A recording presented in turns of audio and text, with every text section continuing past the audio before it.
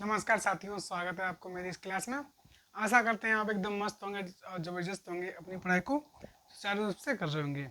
हम पढ़ रहे थे मनुष्य का पाचन तंत्र में हमने पढ़ लिया था कि पांच ग्रंथियों के बारे में पढ़ रहे थे। उसमें पहला पॉइंट है, लिखिएगा पहला पॉइंट, पांच ग्रंथियों मतलब बी पॉइंट इसमें लिखिए, पांच ग्रंथियाँ।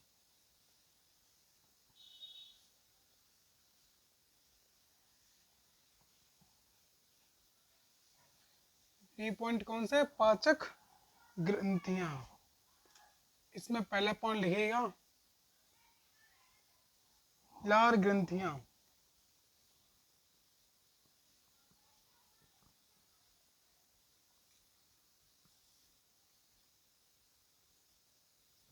लार ग्रंथियों के बारे में लिखेंगे।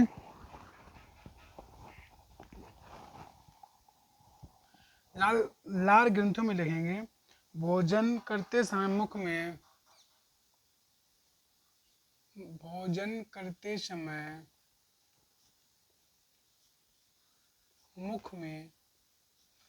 जो भोजन करते हैं उस करते समय मुख में से एक चिकना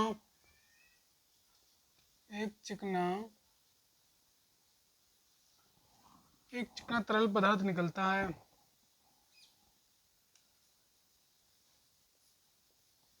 पदार्थ निकलता है।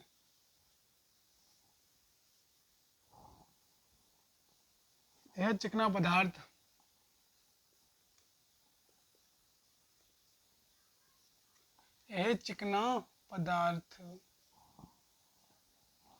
ही लार है। राइट। इस लार में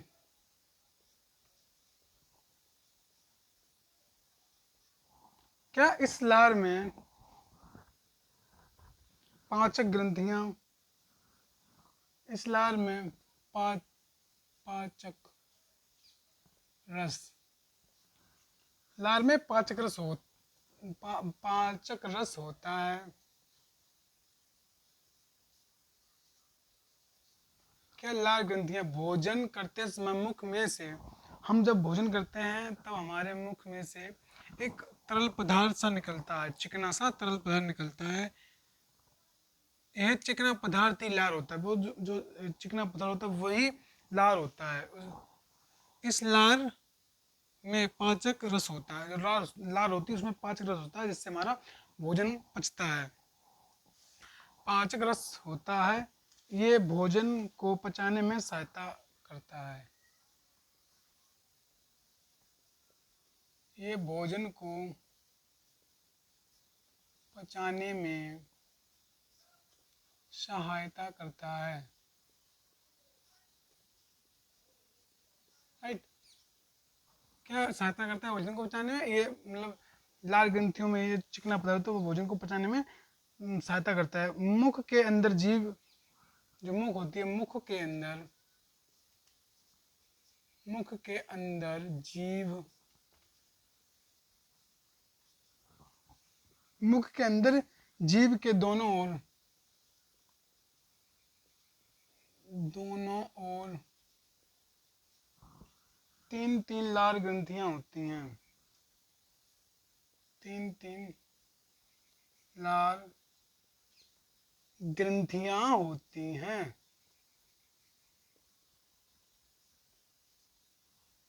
जो मुख होता है उसके मुख के अंदर अंदर जीव है। इस जीव के दोनों साइड तीन तीन लार ग्रंथियां होती हैं। लार ग्रंथियां होती हैं और ये ग्रंथि,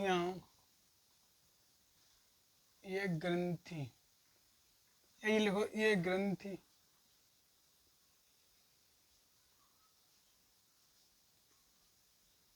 अलग अलग प्रकार की होती हैं। ये ग्रंथियां होती हैं अलग अलग प्रकार की होती हैं। इसमें इसके अंदर पहला पॉइंट है, पॉइंट नंबर ए, इसमें लिखेंगे कर्णमूल ग्रंथियां। कर्णमूल ग्रंथियां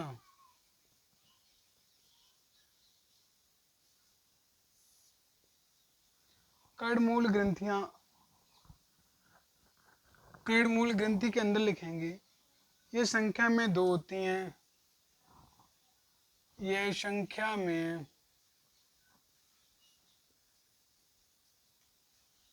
दो होती हैं, ये संख्या में दो होती हैं, एक जीभ के दाईं ओर, एक जीभ के दाईं ओर, एक जीभ के दाईं ओर तथा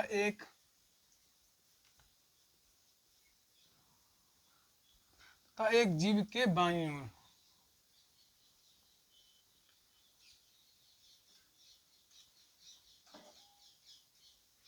जीभ के बाईं ओर।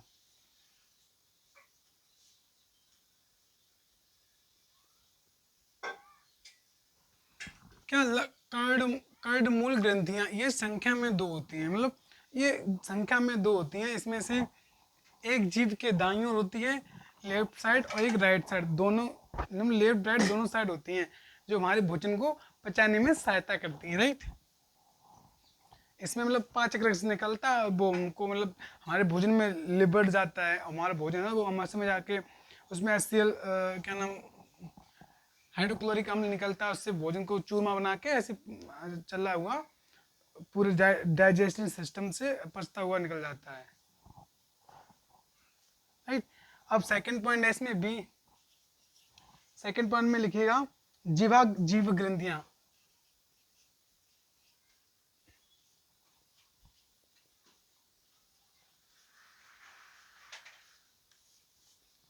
इसमें लिखेंगे ये दो होती हैं और जीभ के नीचे स्थित होती हैं, ये दो होती हैं और जीभ के नीचे स्थित होती हैं।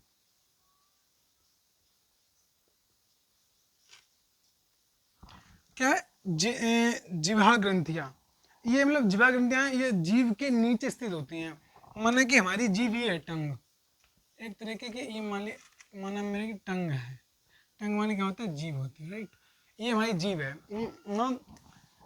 ऐसे निकाल दी है, ये जीभ है हमारी, इस जीभ के इधर साइड यहाँ पर और यहाँ पर क्या नाम जो ग्रंथियां होती हैं लाल ग्रंथियां, वो इसके जस्ट अगल बगल में या दाएं बाएं या लेफ्ट राइट में कह सकते हैं, इधर साइड दोनों होती हैं। संख्या में ये दो होती है, एक इधर एक इधर, राइट। जब मैंने माना कि मेरी ये जीव है, जीव के इधर साइड जस्ट यहाँ पर मतलब बता नहीं पा रहे हम, मतलब कोई क्या नाम प्रैक्टिकल आपको कराएंगे किसी दिन अच्छे, जब मेरा चैनल एकदम ग्रो हो जाएगा मस्त करके, तब सारे कुछ डॉक्यूमेंट्स ले आएंगे, आपको दिखाएंगे, सारे प्रैक्टिकल पूरा करा सकते हैं। अब मतलब इधर लेफ्ट और राइट दोनों साइड में होती है, आप मतलब ऐसे ही समझिएगा इसको। फिलहाल में हम आपको बता रहे हैं, आप जानते हो कि जीव हमारी जीव के दोनों साइड लेफ्ट राइट में ग्रंथियां होती हैं, जो 5 ग्रंथियां इसको बोलते हैं। और इसमें का नाम अब लिखेंगे तीसरा पॉइंट ए भी सी में लिखेंगे, क्या लिखेंगे सी में, जबड़े के नीचे की ग्रंथियां, जबड़े के नीचे की ग्रंथियां,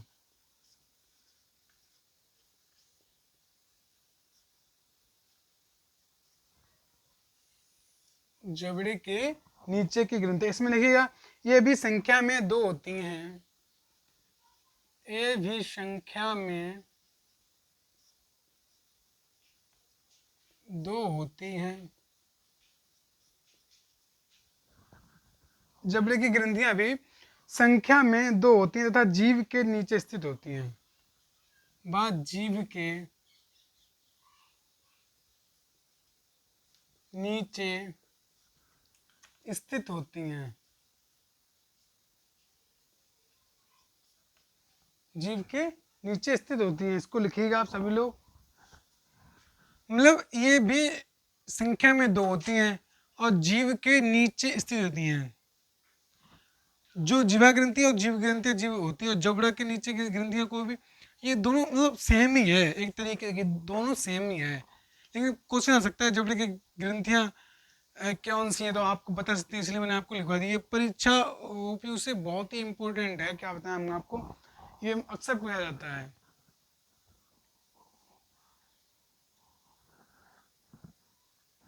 इसको नोट कीजिए। उसके बाद हम आपको बताएंगे सबसे अपने शरीर की सबसे बड़ी ग्रंथि के बारे में, कौन सी ग्रंथि सबसे बड़ी होती है।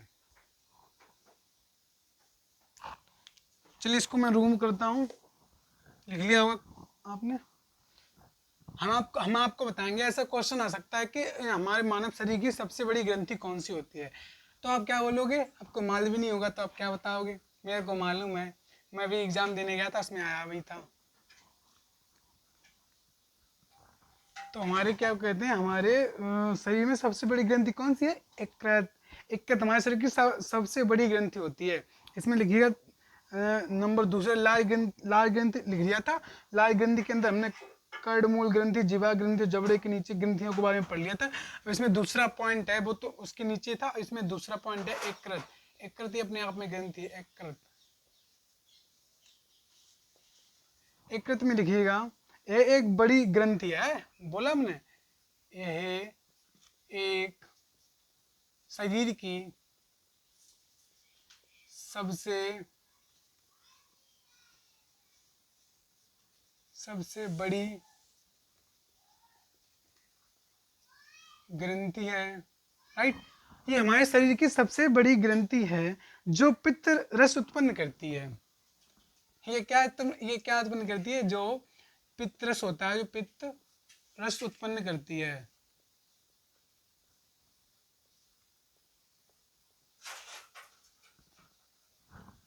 जो यकृत होता है, यकृत, ये हमारे शरीर की सबसे बड़ी ग्रंथि है और ये पित्त रस का श्रावण करती है, उत्पन्न करती है। और यह उदर गुहा में और यह उदर गुहा और यह उदर गुहा में दाहिने ओर पाई जाती है। दाहिने ओर पाई जाती है या स्थित होती है, मतलब हमारे शरीर में पाई नहीं, स्थिति रहेंगे, दाहिने ओर स्थित होती है, स्थिति लिखेंगे यहाँ पर, स्थिति स्थिति स्थिति स्थित होगा, स्थित स्थित होती है, राइट। अब देखिए इसका जो भार होता है, इसका वजन, यहाँ से लिखिएगा, इसका वजन, इसका भार, इसका भार होता है लगभग में 1.5 किलो के आसपास, लगभग 1.5 किलोग्राम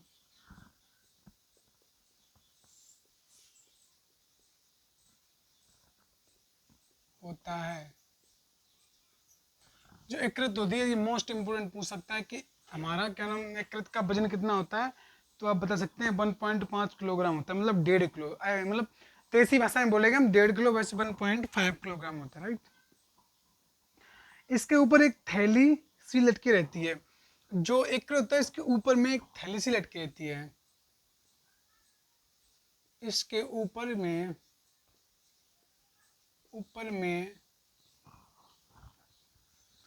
इसके ऊपर में एक थैली सी लटकी रहती है, सी की रहती है। जो यकृत होता है इसके ऊपर एक थैली सी लटकी रहती है, जिसको हम क्या बोलते हैं, जिसको हम पित्ताशय कहते हैं, जिसको हम क्या पित्ताशय बोलते हैं, पित्ताशय।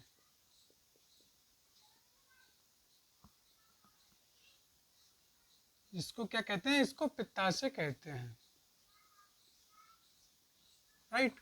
यकृत के ऊपर ही लटकी रहती है, मतलब थैली के नुमा, जिसको हम पित्ताशय कहते हैं।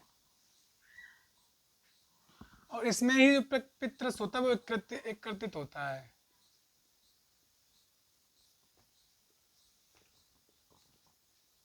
पित्तरस एकत्रित होता है, राइट। इसमें फिर स्टोर हो जाएगा पित्रस, क्योंकि वो पित्ताशय ही तो पित्ताशय में ही एकत्रित रहेगा, उसमें क्या नाम पित्रस उससे बाहर थोड़ा जाएगा, राइट। अब इसको आप नोट करिए, उसके बाद हम आपको बताएंगे कृत के कार्य, एककृत के क्या कार्य होते हैं। हम आपको एक बार इसको समझ जाते हैं। एककृत, एककृत क्या बोलते हैं? स्टोमच, लिवर नहीं, एककृत को लिवर बोलते हैं। एककृत, एककृत को लिवर कहते हैं। यह एक शरीर सबसे बड़ी ग्रंथि है। यह एक है शरीर की सबसे बड़ी ग्रंथि है। कि जो यह एक शरीर की सबसे बड़ी ग्रंथि है। क्वेश्चन आ सकता है कि मानव शरीर की सबसे बड़ी कौन सी ग्रंथि है, तो आप बता सकते हैं यकृत है। यकृत मानव शरीर की सबसे बड़ी ग्रंथि है जो पित्तरस उत्पन्न करती है, और यह पित्तरस उत्पन्न करती है, और यह उदर गुहा में दाहिनी ओर स्थित होती है। हमारा उदर क्या, उदर गुहा कौन सा? ये उदर गुहा, इसके दाहिने ओर, इधर साइड, राइट साइड में यहाँ पर जस्ट स्थित रहती है। उदर गुहा के दाहिने साइड, ये हमारा दाहिना, ये हमारा बायां है, राइट। इसको राइट बोलते हैं, इसको लेफ्ट बोलते हैं। इधर साइड यहाँ पर स्थित रहती है, यहाँ पर, राइट। दाहिनी ओर स्थित रहती है। इसका भार, जो इसका वजन होता है, लगभग 1.5 किलो, 1.5 किलोग्राम होता है। जो हमारे यकृत का वजन होता है वो 1.5 किलो होता है, जो एग्जाम एग्जाम और इसके बहुत इम्पोर्टेंट होता है। इसके ऊपर में एक थैली सी लटकी रहती है। जो हमारा यकृत होता है, इसके ऊपर एक थैली सी लटकी रहती है, जिसको हम पित्ताशय बोलते हैं। पित्ताशय में ही पित्तरस एकत्रित होता है, ठीक। इसमें आगे लिखिएगा यकृत के कार्य, यकृत के कार्य। इसमें लिखिए यकृत के क्या क्या कार्य हैं। नंबर 1 पॉइंट, पहला पॉइंट, यकृत कोशिकाओं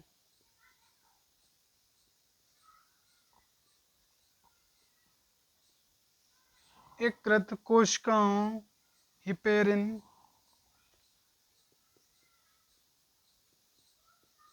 यकृत कोशिकाओं से हिपेरिन नामक पदार्थ का स्राव करती है।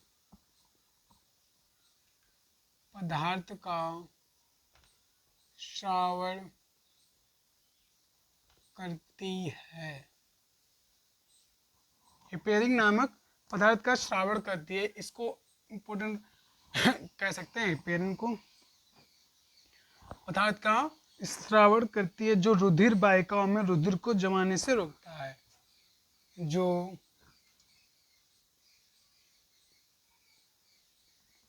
रुधिर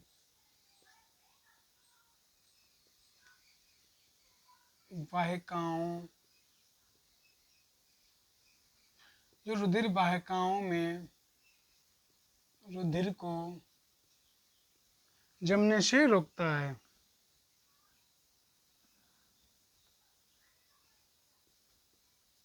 जमने से रोकता है, राइट। एक कोशिका, ये जो यकृत होता है, यकृत कोशिकाओं हिपेरिन नामक पदार्थ का श्रावण करती है, जो रुधिर वाहिकाओं में रुधिर को जमाने में रोकती है। जो रुधिर को जमने से रोकती है, राइट। नंबर पॉइंट दूसरा है, इसमें दूसरा पॉइंट लिखेंगे। आमाशय रस के अंदर, आमाशय रस के अंदर, जो आमाशय होता है, आमाशय रस के अम्ल होता है। यहाँ पर अम्ल, आमाशय रस के अम्ल को प्रभावित करने के लिए, आमाशय रस के अम्ल को प्रभावित करने के लिए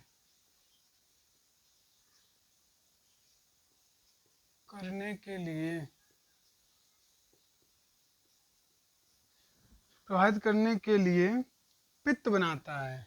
पित्त रश्मि हुई, पित्त बनाता है, और भोजन को क्षारीय बनाता है। और जो भोजन होता है, भोजन को भोजन को क्षारीय बनाता है, बनाता है। राइट, अब इसको नोट कीजिएगा। क्या है, हम लोग पढ़ रहे थे इसमें एक कृत कोशिका हेमेरिन नामक पदार्थ स्रावित करती हैं जो रुधिर वाहिकाओं में रुधिर को जमाने से रोकती हैं। राइट, आमाशय रस के अम्ल जो आमाशय रस के अम्ल को प्रभावित करने के लिए, जो आमाशय का रस होता है उसके अम्ल को प्रभावित करने के लिए पित्त नामक करने के लिए पित्त बनाता है। जो यकृत होता है वो पित्त रस बनाता है और भोजन को क्षारीय बनाता है। राइट, इसमें तीसरा पॉइंट लिखिएगा। तीसरा इसमें लिखिए पचे हुए अवशोषित प्रोटीन, पचे हुए अवशोषित प्रोटीन, पचे हुए अवशोषित प्रोटीन को क्या बोलते हैं? पेप्टोन। पेप्टोन तथा अमीनो एसिड के रूप में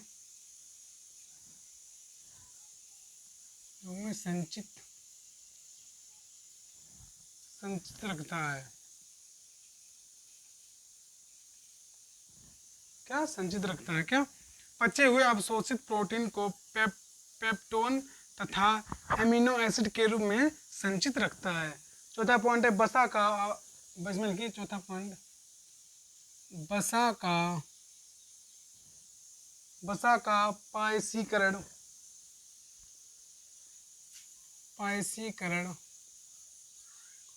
बसा का पायसीकरण पित्तरस के द्वारा होता है।